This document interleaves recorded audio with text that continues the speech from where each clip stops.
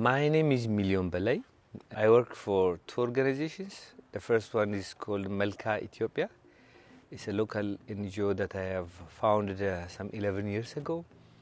So we work on agroecology, on youth, bringing youth back to their culture, on environmental governance, and on livelihood. These are four programmatic areas that we work in Ethiopia.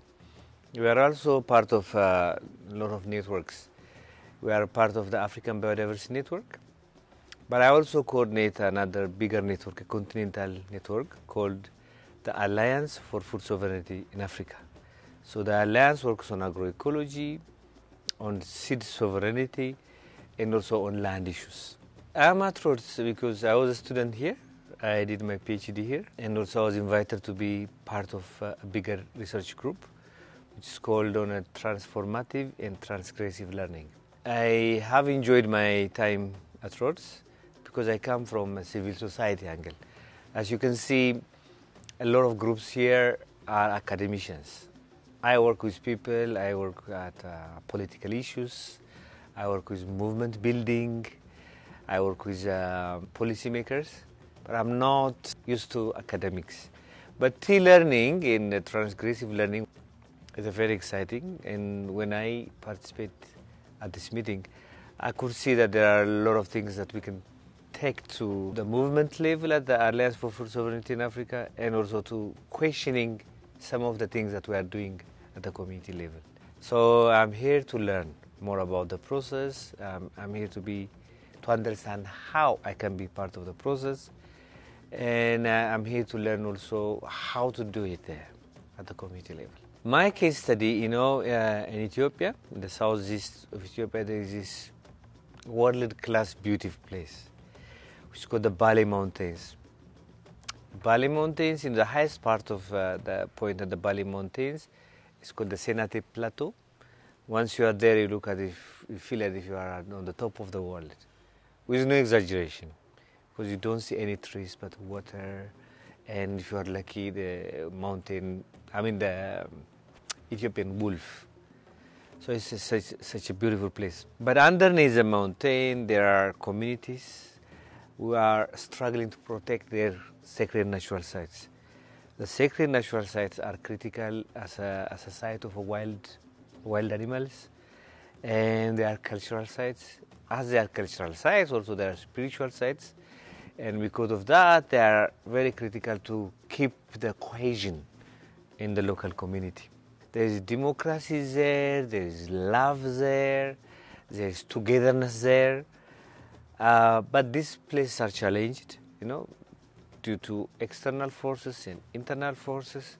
Internally, there is a religious dynamics, religious in many aspects of religion is getting fundamental to some extent, post-Christian and Islam. And because of that, what's happening is these places are being degraded. The people who are leading these places, leading these rituals, are not considered as important. Because of this, community is losing its center.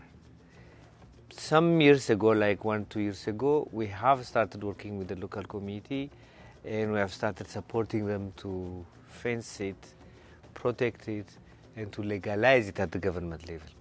So that has happened. So question is, in this fencing the place, this coming together, and in this getting the recognition from the government, what kind of learning has happened? Learning has happened, but what kind of learning did happen? And if learning has happened, was that transformative?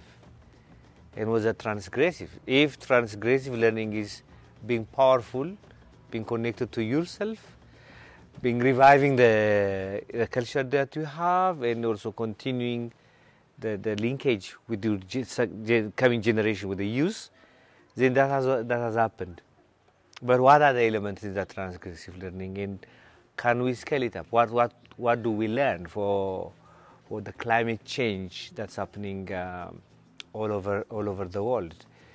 Yeah. So we are working at these sacred natural sites are places where most of the rivers and the springs start from. So there's water, and there's land issue, livelihood, food. because one of the sacred sites, for example, waters one of the biggest town. In that town, at least 30,000 to 40,000 people live. So that water is very much critical for them.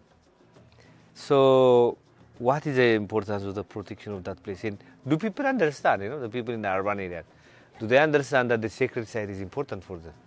So there are a lot of questions to ask. And we have about more than 10 sacred sites. And the people of the custodians of the sacred sites come and meet. So what do they learn when they come and meet? And the government people also come and meet with them. What is the learning there?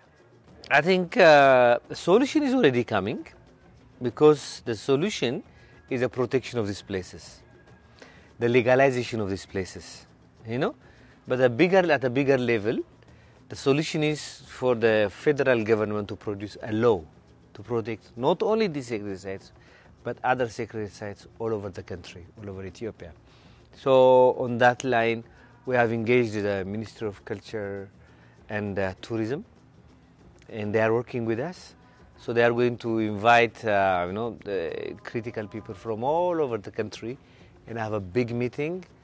Then once that realization is there, probably we have to produce a legislation nationally to protect these sacred sites. If that happens in Ethiopia, then what's the implication of that continentally and globally? So we are exploring the impact of our work from the local scale, the community level, to higher scale, the global level. So we are coming at this level with the coordination from the Rhodes University in 9 countries, 9 places, to come together and exchange our learning and produce a way forward, a theory. That's what we are doing.